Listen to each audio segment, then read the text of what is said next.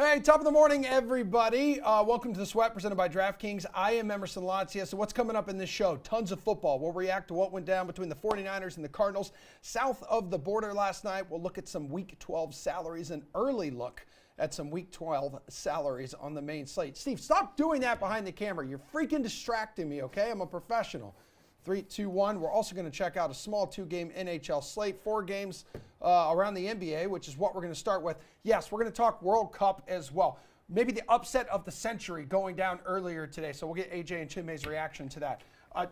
Nick Fryer is sitting here with me on the desk. Nick Whalen is over here on the big screen, Mr. Mustachio. Both of you are here for a healthy dose of NBA zone coverage. So what this is, for everyone new to this program, Fryer's going to give out a DFS take for each game. Again, 4 games on this NBA slate. Whalen's going to come over here and take care of the DK Sportsbook side of everything. Let's start with the Nets and the Sixers here. So, right, Ben Simmons in his return to Philly, and he said earlier this week, maybe yesterday, he knows what's coming. Yes. He knows that this is going to be a hostile, ugly environment. People are going to say words that are not safe for work, not even safe for the sweat here. Who's your favorite DFS play in this one, Fryer? Well, I think most people are going to be looking for the 76ers on the other side of this because you're not going to have Joel Embiid in this game on top of no James Harden, no Tyrese Maxey as well. So, yeah, maybe Ben Simmons has a great day, whatever, but I'm not going with him in this one. I think Tobias Harris is a great play, but Shake Milton and DeAnthony Melton are the 2 guys that I'm looking at, specifically Shake Milton because he's at 5.3K, carries a similar floor to DeAnthony Melton as long as he's getting the same minutes. Yes, Melton has a better usage rate with no Embiid and Maxey and Harden on the floor, but Milton's still at 25.9% usage rate, so I love him in the spot. He's getting more shot volume right now, and we're seeing him put up some his ancillary stats as well. Yeah, Milton is one of just 2 healthy, viable ball handling options for this team tonight, Whalen. By the way, because of injuries, so the starting lineup could look like this: Milton, which Fryer's already mentioned, House, Harris, and Tucker. So then how do you approach this from a sports betting side of things? Yeah, I mean, as Nick alluded to, the injuries are getting pretty out of hand for the 76ers and really the entire league. I mean, we're a month into the season, and it feels like pretty much everybody's been banged up at some point. And, you know, with the Sixers, you're now down arguably your top 3 players. Tobias Harris, by the way, is still on the injury report. He is probable for this game, but not necessarily the type of guy that you say, all right, Embiid's out, Maxey's out, Harden's out, go carry us tonight, Tobias Harris. I feel like you're still going to get your 18 and 7 out of him just like you would any other night. So from a betting perspective, betting this game is really dangerous. The Nets are 7.5-point favorites on the road. And I think part of that is Ben Simmons has sneakily started to play a little bit better of late, and I was kind of ready to write him off for fantasy purposes. I stayed away. I was taking my victory laps. 15, 13, and 7 2 games ago against Portland. He had 22, 8, and 5 against Memphis on Sunday night. So gradually turning a corner is Ben Simmons. I'm not betting any of his props tonight, though. He doesn't strike me as the type of guy who's going to come out and have something to prove in this matchup. I think he just wants to get in and get out. So I'm looking at DeAnthony Melton, as Nick mentioned, over 15.5 points. That's my favorite play from this game. Fryer, Kings battling the Grizzlies in Memphis. Who's someone you're going to slot into your DFS lineups in this one? So obviously we have no Desmond Bane on the Grizzlies side of this. And then on top of that, Ja Morant is doubtful after missing last game as well. So I'm going to be looking at the Grizzlies and try and find ways to get value here. Dylan Brooks obviously had a big game last time out at his price tag. He's at 7.3K. Very much a viable option, especially if you expect him to put up, 50 DK fantasy points like he did last time. Doesn't even need to do that to return his value. But I do like John Conchar a little bit more at 6.2K on the other side of this. He's been doing great work on the glass for a little while now, and beyond the Bane's absence and obviously Ja Morant's recent absence. And we're also seeing him take on a greater offensive load since Bane has been out. Then you have him going up against the Kings. Yes, a good team, but still bottom 10 team in terms of defensive rating, and then a top 10 team in terms of pace. So this is a good setting for him to increase his scoring too. Yeah, and speaking of scoring, it's expected to be a tight one here, Whalen. So Grizzlies, 1.5-point favorites there at home. Huge total in this one, 234, dude. Biggest one on the slate. Yeah, and as we were talking, they actually briefly pulled this game over at the DK Sportsbook. It's now back up, thanks, I believe, to Ja Morant going from doubtful to questionable this morning. And as you recall, less than 24 hours ago, he was deemed week to week by the Memphis Grizzlies with that ankle injury. So even if he doesn't play tonight, I still wouldn't expect it. That would be a pretty miraculous comeback on a short timetable. It does look like John Morant's going to avoid missing extensive time here. But we're now seeing the Kings as 1.5-point dogs on the road. I can't believe I'm saying this. I kind of like the Kings here. I mean, they are the best team in the league against the spread this season. They are 11-4 ATS. Memphis 6-10-1 against the spread. They should have Jaren Jackson back for this game.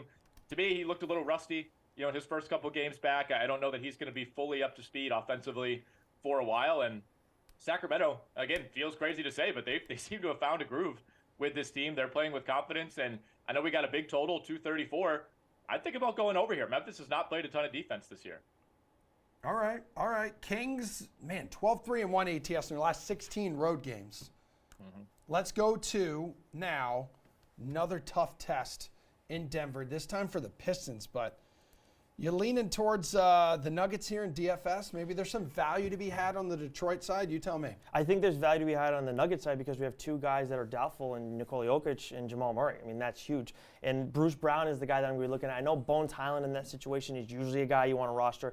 Totally makes sense to at 6.7K. It's been talked about on the show quite a few times. Bones never saw a shot that he didn't like, so definitely a guy you can roster. But I'd rather go with Bruce Brown going up against his old team because he gets a lot of extra work in as well when you don't have Jokic or Jamal Murray on the floor. He's put up 30-plus DK fantasy points in 4 of his last 5 games. In that one game where he didn't go over, he only played, I think it was like 22 minutes. It's the only game he didn't log 30 or more minutes. Should be able to get that tonight with those guys not on the floor again.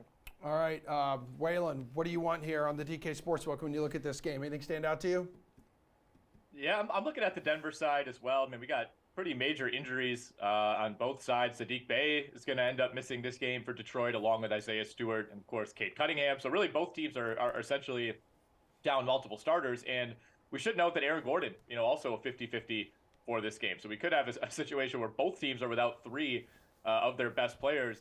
I'm hoping that a Bones Highland prop shows up on the DK Sportsbook. You could find some, but I'm looking for a Bones Highland 3-pointers prop if I can. I mean, he's averaging like 3.5 made threes per game over his last 5. We'll see if that gets added throughout the day. If it does not, Bojan Bogdanovic very quietly kind of carrying this Pistons team. They're not winning a ton of games, but he's kind of landed there. It feels like temporarily scoring a ton of points. So I like the over on his points prop. And then Michael Porter Jr., I'd like to see him play more minutes. It still feels like they have training wheels on him, even with Murray and Jokic out. But if he could play 30-plus minutes in this game, you could get over 2.5 threes at plus money for Michael Porter Jr. And he's been in a mini slump of late, but could be a great spot to break out of it. All right, man. Lakers. The Lakers, like, God, it's disgusting, dude. So in Phoenix, face off against the Suns. The Lakers have yet to win a game on the road this season. DFS value, is there any in this game? Because it seems pretty obvious that maybe you pay up for Devin Booker for sure, right? Because I think without CP3, he's attempted the most shots on the team in all 6 games without him. But we're looking for some value here. Or he's a viable option. Okay. He's a viable option. But seems like a no-brainer. But if LeBron's questionable and LeBron's been out, now if LeBron does play, then I'm not going to roster Anthony Davis. Okay. But if LeBron doesn't play, Anthony Davis has been an absolute machine, and he's my superstar. I hesitate to call Anthony Davis a superstar. I think he's one of the most overrated superstars in the league, if not the most. He breaks every other week. Right, but when he's playing, when LeBron is out, he's been putting up big numbers. He has a 32.6% usage rate in that setting, so I like him a lot if LeBron doesn't play. I can't stress that enough. Because LeBron plays, he's putting up like 30 DK fantasy points. Irrelevant. Mikal Bridges is the other guy I like in this one too, 6.6K. He's been up and down all season from a fantasy standpoint. He's been more points reliant, except for of late we've been seeing him getting a good mix of assists and rebounds. All his secondary assists numbers, we've seen those kind of rise a little bit recently. So this is a spot where he could have a ceiling game because he could score points. But either way, his floor is a lot better because of what he's doing elsewhere. So would Booker make sense? 30-plus points he scored against the Lakers last 2 games? It could make sense, sure.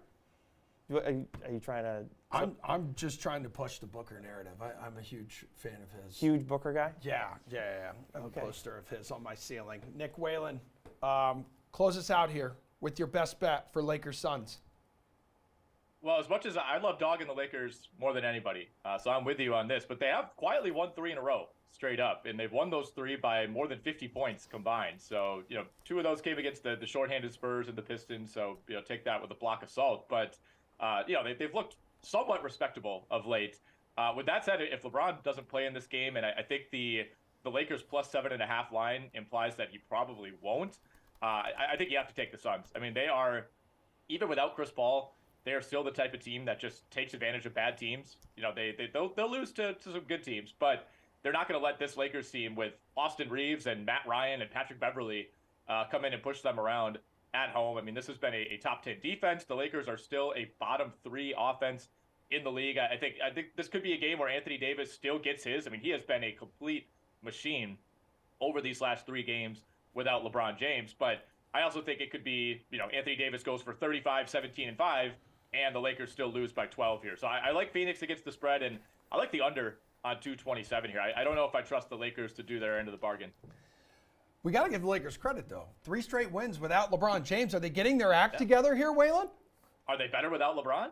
I don't think they're getting their act together. That is for sure. Anthony Davis is getting his act together. I think his stock was as low as it possibly could have been these last few weeks coming into this season, and I think he's reminded us that when healthy, he's still a beast. But yeah, I'm with you. I mean, it just feels like with each passing game, it's like, all right, the injury's coming at some point. All right, well, that's it. Great job. Thanks, Waylon. Always good having you here in studio, too, man. If you don't shake Steve's hand afterwards when you have him on, he's going to be upset. Steve's doing a lot of weird stuff off camera, man. Very unsettling. Up next, let's go to football, everybody. Let's go to football because we're going to look back at last night's matchup in Mexico City. Jimmy G has, erupted here and seems like now he's the best quarterback in the history of the game, at least for this season. But also, let's look ahead to Week 12. Tyreek Hill, most expensive player on the board this week. Good grief. Is he worth paying up for? NFL panel will weigh in on that and more right after we hear from friend of the show, Chirag Hero, about what's going on in the world of DraftKings Rainmakers. What's up, everyone? Chirag Hero here to let you know the Holiday Millionaire is here. You can find it in the NFT Games lobby under the featured section. This is huge because this is the first ever DraftKings Rainmakers Football Millionaire Contest with a $2 million prize pool with $1 million going to first place. How do you qualify for the Holiday Millionaire? By cracking open some holiday flannel packs. We have an awesome promotion to start. Buy 3 holiday packs and get a free holiday player card. Why is this important? Because you'll need 5 flannel cards in the lineup to compete for the $1 million top prize. Everyone starts at the same spot, so you can't use normal Rainmakers football cards for this contest. You'll need to use flannel cards only.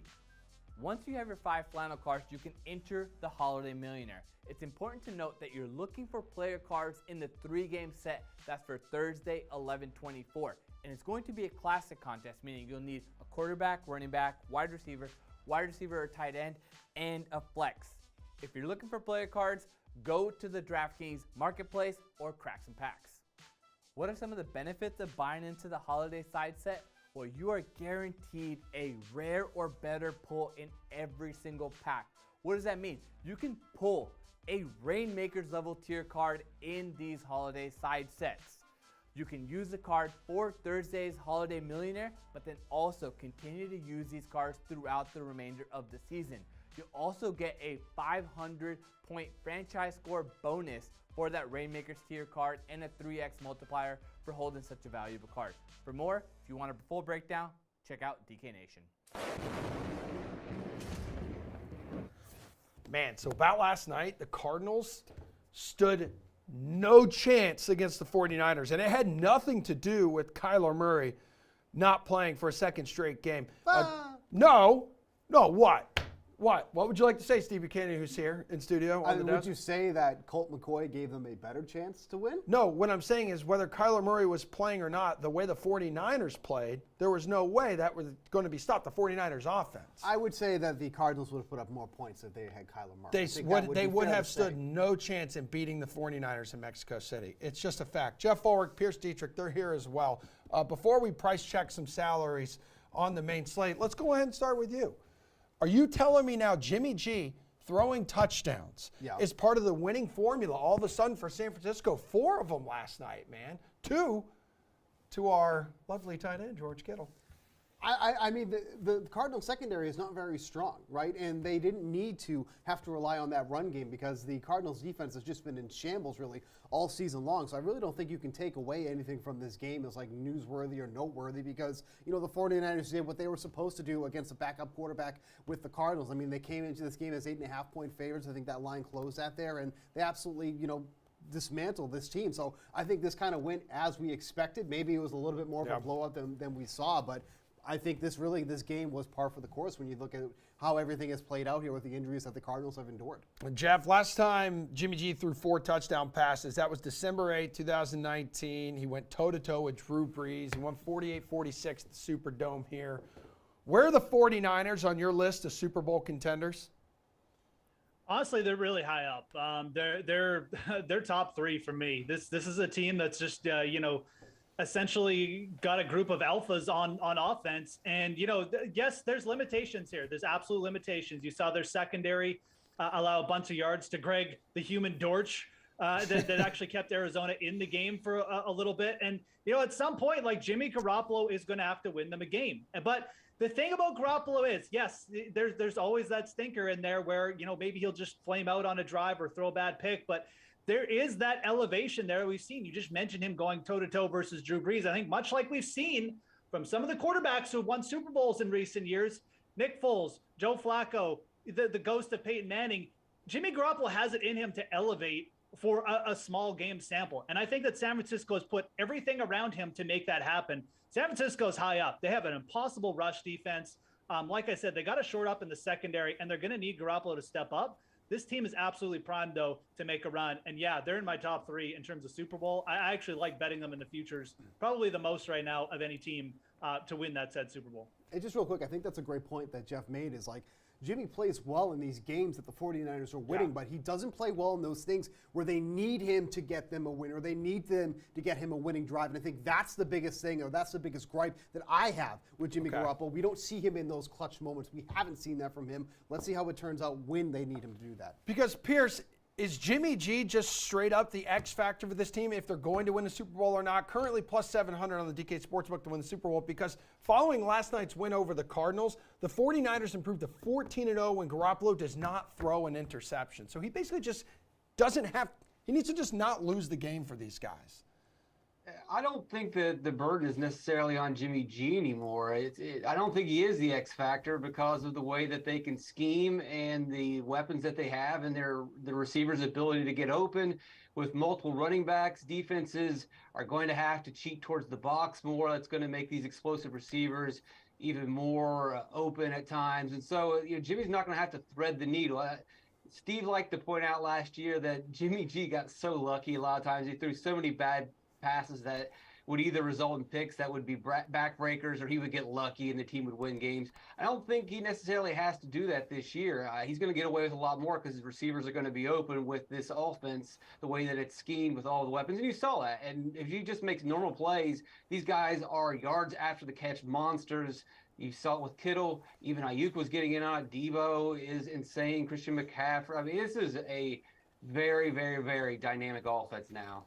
Steve, it's funny because this just isn't the way Kyle Shanahan and John Lynch initially plotted out the season to go. But there's no way they can be displeased with the rising results so far. Well, at least they used McCaffrey as an RB1 this time around. At least that was done this week. All right. Well, speaking of RB1, let's go ahead. Let's check some salaries here, dudes, for Week 12. See what who your favorite player is right now as of this moment on a Tuesday. Steve, start us at quarterback. Which guy is atop your DFS list right now? Yeah, I love this spot for Joe Burrow this week at 6,700, going up against that Titans team that just continues to struggle so much against opposing quarterbacks. You look at the numbers that the Titans have allowed to opposing quarterbacks so far this season: 21.8 DraftKings fantasy points, 18 passing touchdowns allowed. Both of those are tied for the third highest in the league in their respective categories, and an average of 287 passing yards per game. There's also even an outside chance that Jamar Chase could end up being active for this game. He's being listed as questionable. He could get some practice reps going this week, so it seems like a bit of a long shot, but Chase is at least coming back fairly soon. But to be totally fair, too, even without Chase, this offense continues to run, whether it's through T. Higgins, Joe Mixon, whatever. Joe Burrow's been hitting his guys now against one of the worst secondaries in the league, 6,700. That's definitely going to be my guy quarterback this week. All right, Jeff, what about you, man? We're looking at the main slate here on Sunday.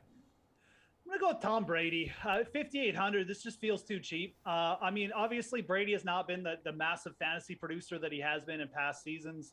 Obviously throwing the ball 45 times per game, it's really not happened. But, he's still got that in him to throw the ball over 40 times per game. And if the efficiency just picks up a little bit against Cleveland, this salary all of a sudden is just going to look insanely cheap. I mean, you've got a Cleveland team who, again, they didn't allow much to Josh Allen, but that was just a product of the fact that the Bills were running the ball all over the yard in that game.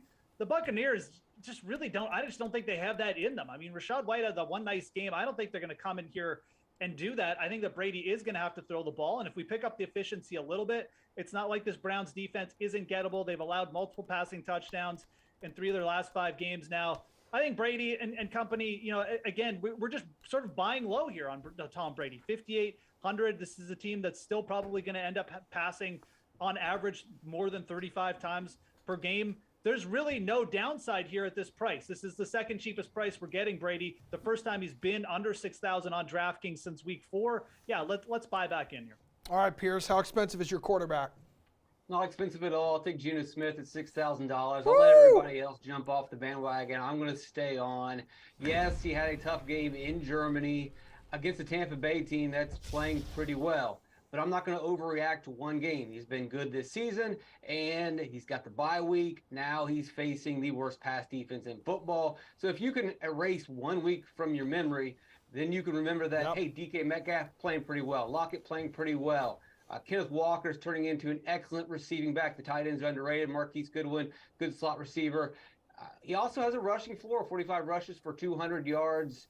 He didn't even rush much in the first 3 games.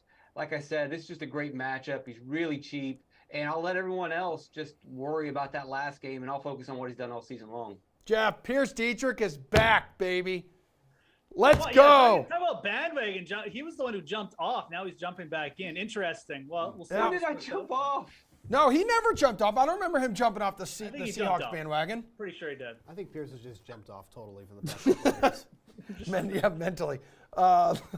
Let's go to wide receiver now. Running back. Who is your favorite running back looking at salaries right now for week 12 on DraftKings? Yeah, I mean, someone who's not going to garner a lot of ownership this week. I think James Conner at 6,600 is in a pretty good spot here against the Chargers. There's a couple of teams we love to target against when it comes to the running back position. The Chargers are one of those teams, as well as the Houston Texans here, but the matchup is just really strong for him. They're allowing an average of 134 rushing yards per game to opposing backs. I mean, with or without Murray, and we saw this last night, James Conner is still going to get plenty of usage, whether it's on the ground, in the red zone, or whatnot here. He's going to be getting those touches here. I mean, even in a game where they were blown out by 28 points, he still had over 16 touches in that last game, so he's going to get some of those yardage too as well. I mean, if anything, I actually like him more if Murray's out of this game too, because, obviously Murray takes away some of that rushing upside, but I think at 6,600 going up against the Chargers, for somebody that they're going to use him no matter what the game script is going to be, I think it's not a bad spot for him. 3 rushing touchdowns the last 2 games. Right. I love it.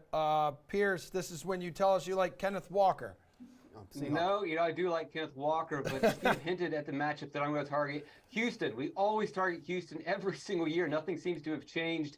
Houston has the second worst rush DVOA. They've allowed the most fantasy points to opposing running backs. And if you can get a Jeff Wilson at a very affordable price, then you absolutely take him. Mike McDaniel brought him over in his first week with limited practices. He looked good. In his second game of action, he was amazing. Now he's got the bye week. Good teams are not going to be able to shut down Miami. Bad teams are going to have no chance of shutting down Miami. They have to make a choice. You're going to focus on Tyreek Hill and Waddle, or do you stop the running game? Obviously, people are going to focus on the receivers because of the big play potential. That's going to open up rushing lanes for Jeff Wilson. You're getting a bit of a discount still because DraftKings is considering Mostert, giving him a little too much respect. Wilson, this is his backfield. I think he's absolutely going to smash Houston.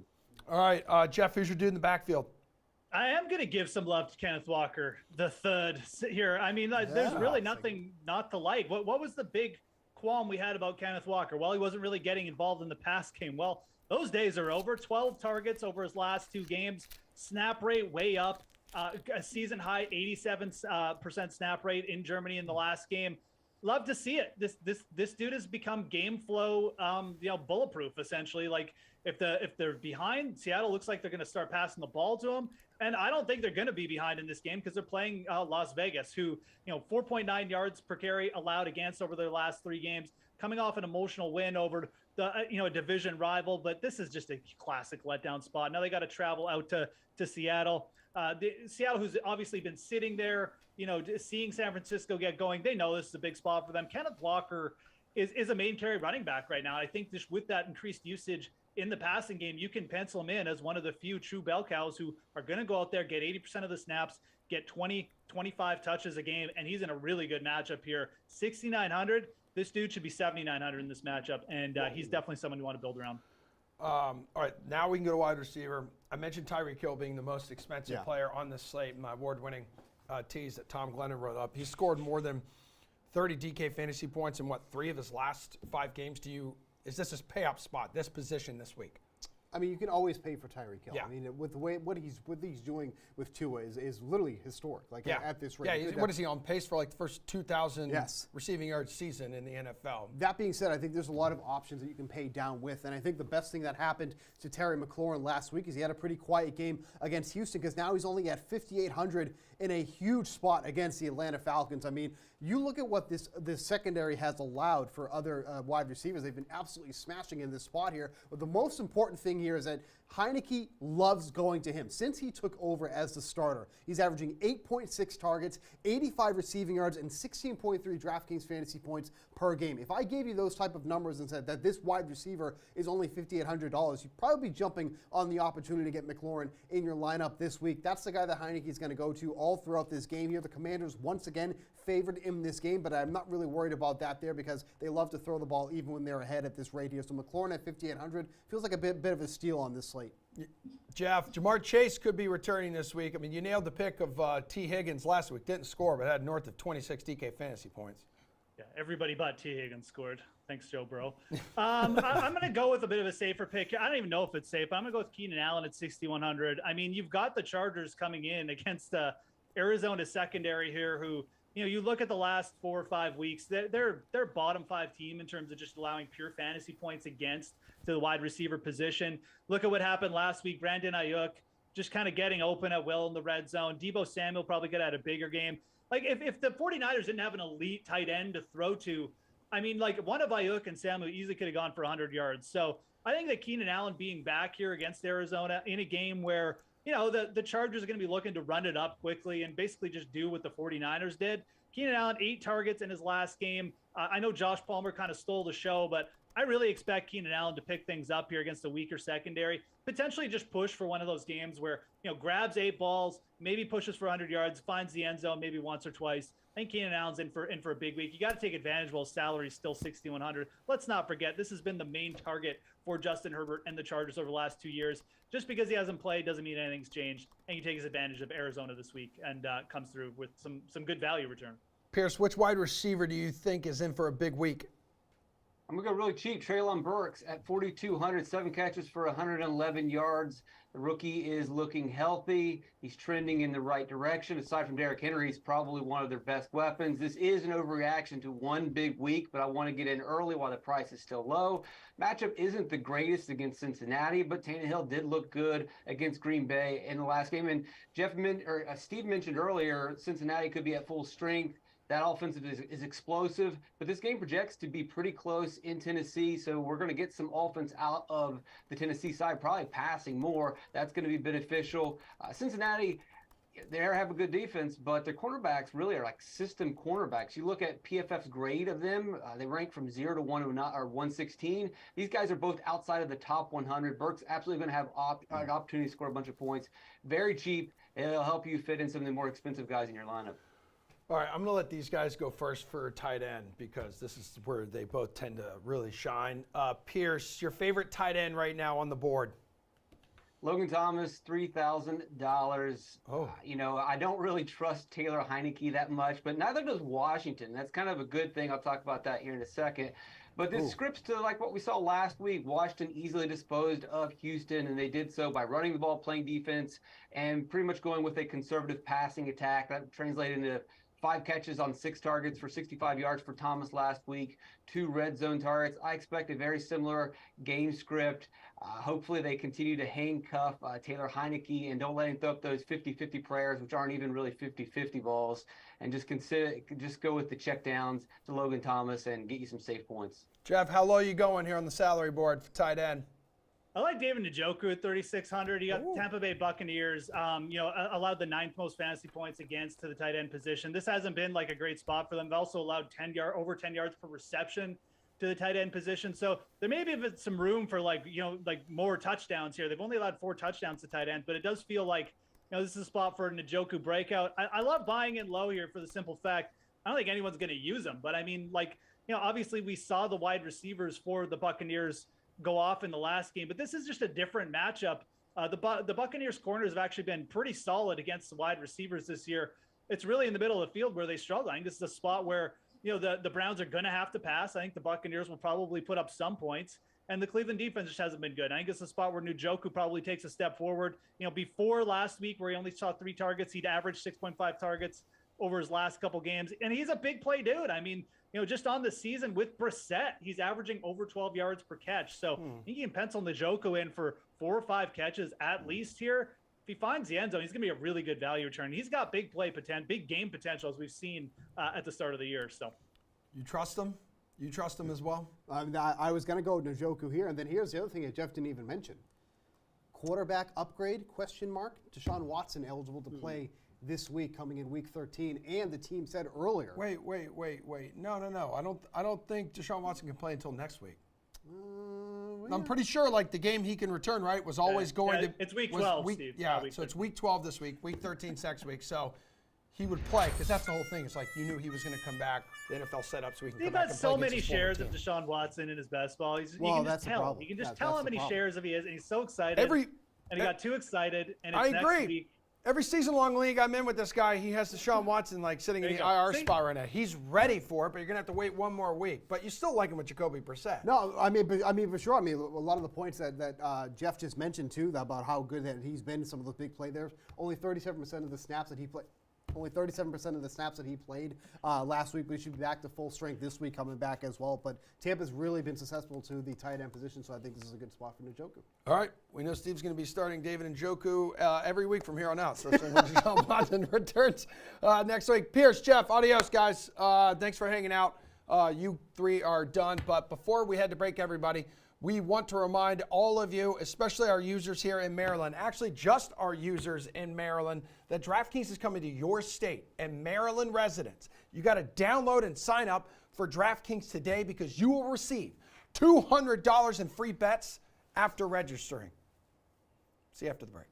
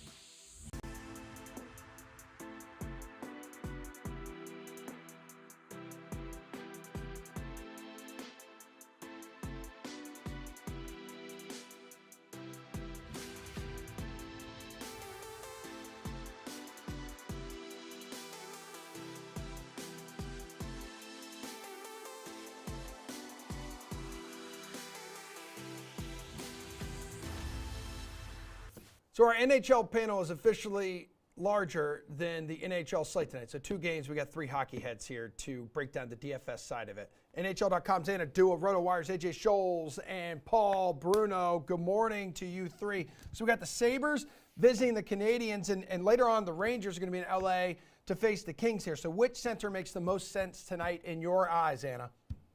I'm taking a look at what I think is the most obvious answer for tonight's slate, and that's Nick Suzuki of the Montreal Canadiens. He's been having an amazing season, has to be one of the most underrated players in the league. He's an elite talent among the NHL leaders in points, tied right now for 13th in the whole league with 23 and 18 games. Even strength points, he's tied for 8th with 17 so far this season, and in goals, he's tied for 7th with 11, and he's just been doing so well. He's on the top line with Cole Caulfield, on the top power play unit with Cole Caulfield. Even if the Canadiens don't end up winning games, this line always produces.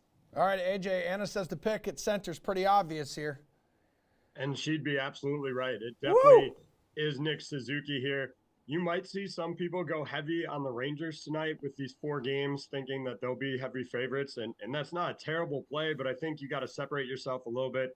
Go with some Montreal guys and absolutely target Nick Suzuki. He doesn't break the bank compared to some of the other centers that we see on various slates. So I think he just makes a ton of sense here.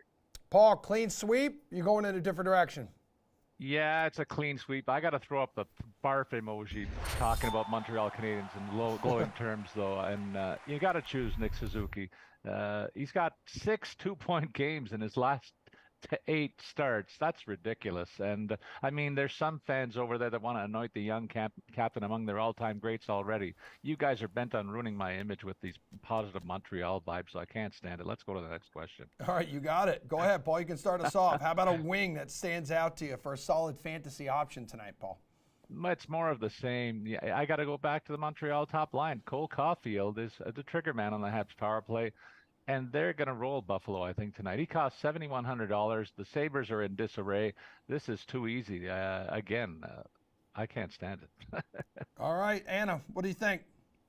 I'm going to switch over to the other game right now, and I'm taking a look at Chris Kreider. And largely on the power play, there's been a lot of players on the Rangers that are going through a little bit of a slump right now, but Kreider has the 3rd most power play points on the team with 8. 4 of those power play points coming within his last 6 games, and they're playing against a Los Angeles Kings team that has the 6th worst penalty kill percentage in the entire league. So I'm looking at Kreider, but specifically on the man advantage tonight. AJ, on such a short slate, small slate, no reason to overthink any of this, right? Yeah, I'm going back to Cole Caulfield, Wisconsin's own Cole Caulfield at the top of the price range here. And I think you just take that whole first line and get Kirby Dach in there as well. He's just 4K. He's got 13 points in his last 10 games. It's actually 1 more than Caulfield. So get that whole first line for the Habs in your lineup tonight. Well, AJ, which defenseman do you expect to pile up some fantasy points tonight? Yeah, this is where I'm going to go to the Rangers here. And I think ideally you get Fox in your lineup at 6,700. But if you need to save a little bit, I think Trouba still makes some sense here. Very quiet offensively of late, just 2 points in his last 12. But he's continuing to get some shots on net. He's seeing power play minutes with the number 2 group. So while I would try and get Fox in there, I think Trouba still makes sense. Yeah, and he put up, 57 shots on net through 19 games. That's a lot for a defenseman, but 0 goals. Anna, who do you like on the blue line? I'm taking us right back to Montreal now, just because I want a little bit more value at this position. And I'm looking at Mike Matheson. He had 1 goal on 3 shots in his first game for the Canadiens this year. He's on the top power play with Nick Suzuki and Cole Caulfield. Anyone who's playing in that position is going to get some sort of production going. So I think he's a great value for tonight. Paul, who do you like on D? Like Suzuki at center, the chalkiest of picks on the board is Adam Fox. FOMO applies to my judgment here because he's been on an unbelievable heater with 12 points in 8 games himself. Great scoring streak. $6,700 the price tag. I'm surprised it's that low. You compare him too with a cheaper option. I like to go high-low on a short slate like this. Staying in the same game, looking at Drew Doughty on the other side. He does all the heavy lifting for the Kings, and he'll play in all the high-leverage minutes. He'll get about 25 minutes tonight, and I think he should produce well for that $4,200 price tag. Okay, now we need some value. This is where I think we'll get all 3 of you possibly on different pages. Anna, who do you like as your top value play? finally giving Buffalo some love for the first time in this whole show. I'm looking at Casey Middlestat. He's at 3,200, 4 goals in his past 7 games, at least 2 shots on goal in 5 of his past 6 games. He's playing with Victor Olofsson, who's tied for the second most points on the second most goals on the Buffalo Sabres right now with 9 in 18 games. And I know the Sabres have been slowing down a bit, but I like who he's playing with. I like how he's been doing individually so far. And we can't forget the Montreal Canadiens are still allowing a lot of goals. They're allowing the 8th most goals per game in the NHL, 3.50 right now. Paul needs some value. Jimmy Vesey, well positioned to deliver value for the Rangers tonight. He's slated to play on the top line against the Kings. He hopes to continue his recent streak of 4 points over his last 5 games played, riding shotgun with Zibanejad and Kreider, and only going to cost $3,500. Both LA goalies, incidentally, have goals against averages north of 3 goals per game, so I can't talk about their defensive structure anymore. I like the Rangers' chances, in fact, of running up a big score tonight, and their top line could have a big evening, and Vesey should be a part of that. AJ, bring us home here, man, with your top value play. Yeah, I'm going to go back to Montreal, and it looks like Yoel Armia is going to play. He comes in at that basement price tag of $2,500. Yes, he's likely to be in a fourth-line role, 5-on-5, but he has essentially turned into a power play specialist the last couple of years. Sees plenty of minutes with the man advantage. Probably not that first unit, as Anna said. They're really rolling, so I doubt they're going to change things up there. But he could join the second group here, and you get a couple of shots out of him at $2,500, and that's worth it. Paul, Anna, your job here is done. Enjoy the next few days. I don't know. You guys don't do Thanksgiving up there, right? This time of year. Don't you have a different time of year? No, already happened. I get 2 Thanksgivings, Emerson. Oh, you so. do? Oh, good for you. You're smart. You're smart. I know, like that. I know. 2 times the charm. that's a lot of napping too. AJ, but hang out because it's another day, another group of World Cup games, and today deliver one of the biggest upsets, I'd say, in recent memory. We're going to preview tomorrow's slate of games as well, including Canada making its first trip to the tournament since 1986. What chance our analysts like AJ and Chinmay are giving Alphonso Davies in Canada to upset Belgium when we come back?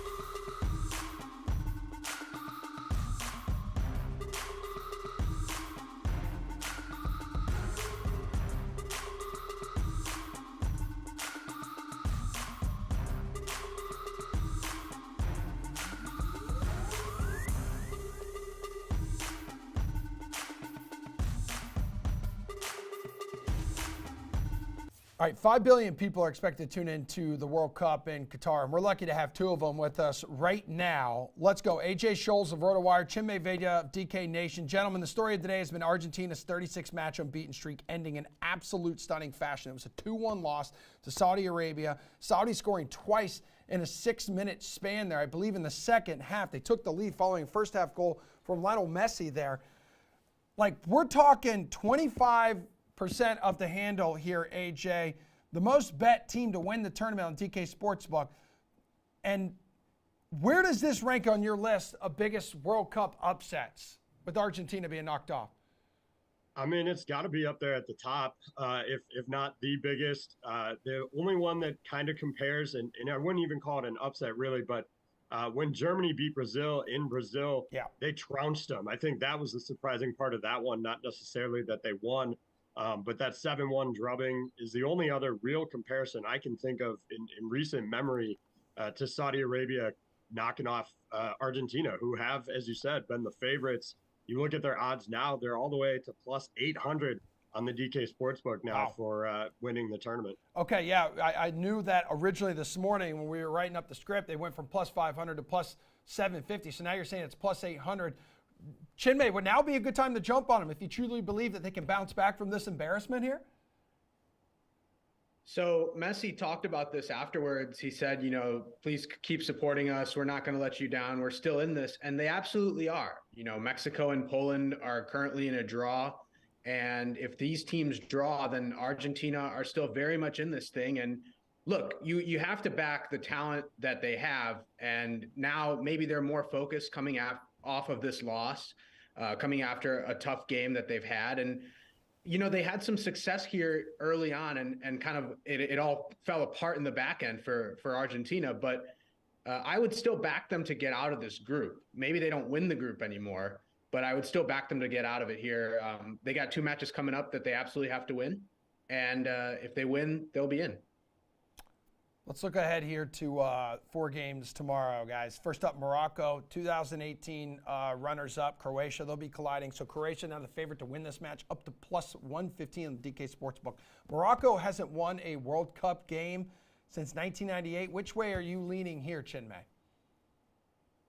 I'll take Croatia on the money line. I think this team is coming off, as you mentioned, a fantastic run in 2018. They returned most of that group. This is a fairly balanced team. So I'll take Croatia on the money line, especially I'm getting plus money here at plus 115. It's pretty good value.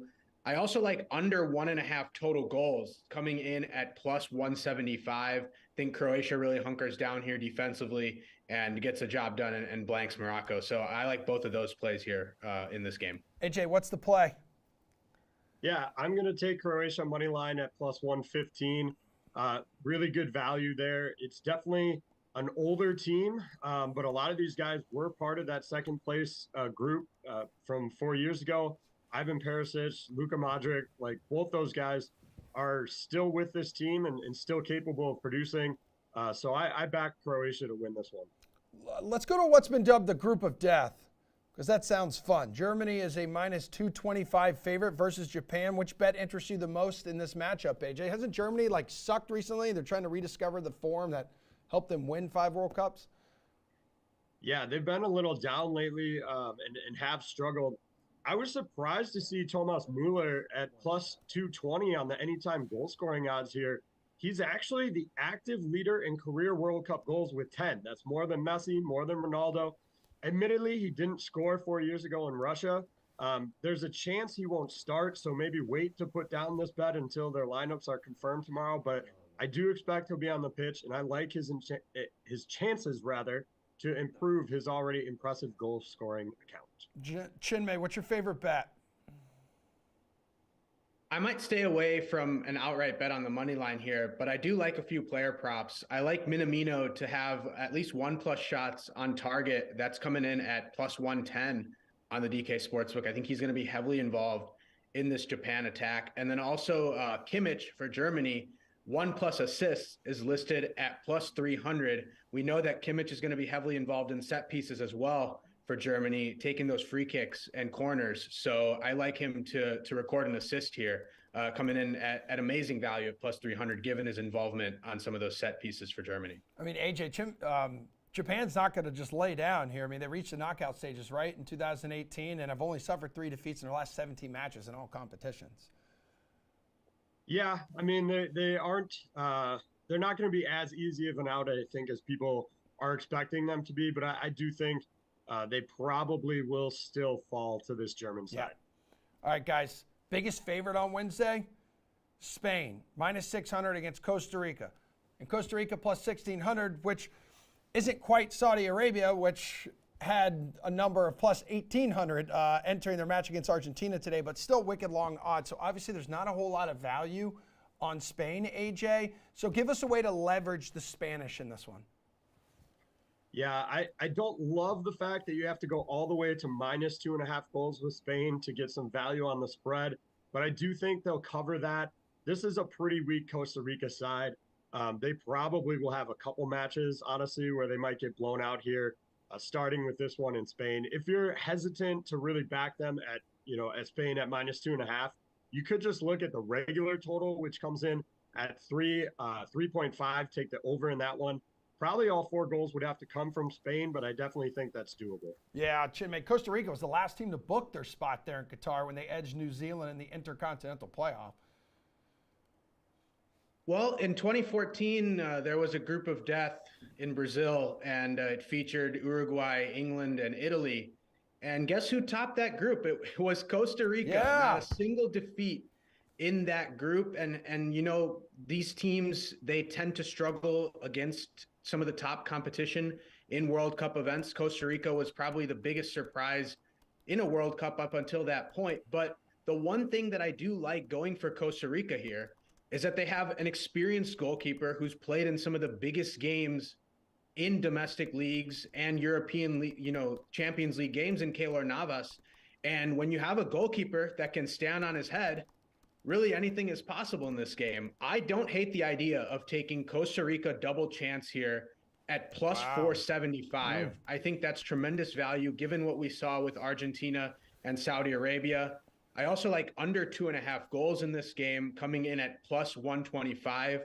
And as you can see, I'm really backing Costa Rica here. Yes, you are. Costa Rica at plus 1.5 goals is coming in at plus 155. I think there's tremendous value here going against Spain, given that they're such heavy favorites and given what we've seen from Costa Rica in the past in the World Cup and the fact that they have one of the best goalkeepers in the world. Yeah, that game against Italy when they beat them 1-0 like 8 years ago, you can find that on all the lists of biggest World Cup upsets too.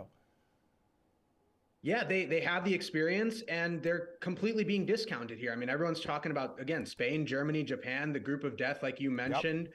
Costa Rica is being completely dismissed here. And the only thing they did the last time they were in a group like this was finish on top without a single defeat. So who knows? As we've seen earlier today, who knows in this competition? All right, finally, Belgium faces Canada here, now up to minus 195.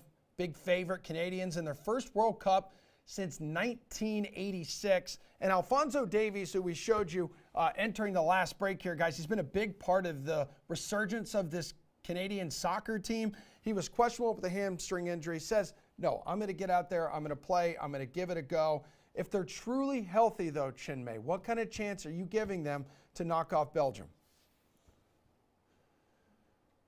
Alphonso Davies is a fantastic player.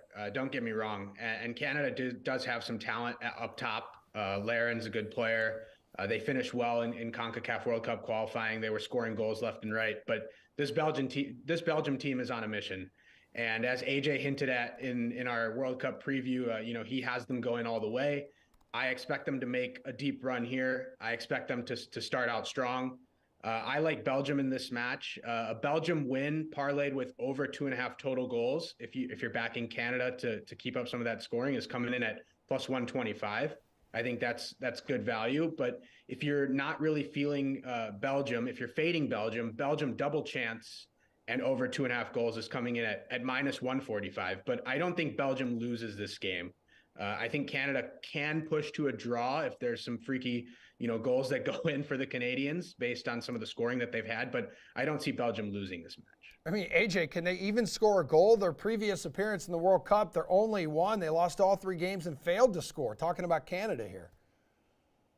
Yeah, I mean, I wouldn't be surprised to see them get a goal in this one and be a hard out for the rest of this group, but not against Belgium. They're probably going to get creamed here, and I expect, like Chinmay said, this is a Belgian team that's on a mission. They won't have Romelu Lukaku for the first 2 matches, so I think you look at Batshuayi at plus 120 goal scoring odds here, and then of course wouldn't be a Belgium discussion if you didn't mention Kevin De Bruyne. Mm-hmm. He's plus 140 to get an assist. I think you have to take that one. 1986, the movies, top movies that year: Top Gun, Pretty in Pink, Little Shop of Horrors, Crocodile Dundee, and Ferris Bueller's Day Off. AJ. What a great list. It actually is a phenomenal list. All right, guys, your job here is done. We'll see everyone back here in studio tomorrow morning. We got a 90-minute edition of The Sweat. It's going to start at 10:30 Eastern time because there's a full slate of NBA games, full slate of NHL games. We're going to talk about all of the Turkey Day NFL contests. We'll dive more into Week 12. So we will see you bright and early. It's really not bright and early, Glennon, but we'll see you earlier tomorrow at 10:30 Eastern time. Love you.